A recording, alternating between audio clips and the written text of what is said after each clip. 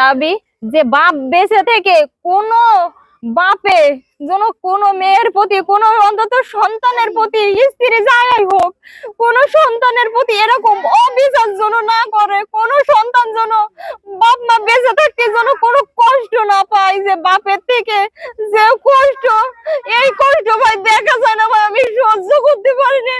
সবাই যখন সন্তানকে কষ্ট করে তখন ভাই আমার অনেক কষ্ট লাগে, যে আজকে যদি এর আব্বু যদি থাকতো পাশে তাহলে ঠিক এরকম যত্ন করতো। আমার মেয়ে আমাকে অনেক প্রশ্ন করে, ও একটু পাকা ধরনের ব্রেন শক্তি অনেক, খুব মাশাআল্লাহ খুব ভালো। বলে আম্মু ওই যে মহিমা আপা ওর আব্বুরে যত্ন করতেছে, ওই সে আপা ওর আব্বু যত্ন করে, আমার আব্বু কোথায়? তখন আমি বলি বিদেশ গেছে মা, আল্লাহ একদিন ইনশাল্লাহ তোমারও তোমার আব্বুর কাছে তোমার ফিরাই দেবে, দেখবো তোমাকেও যত্ন করবে। আর এমনির ফোন তো নাই।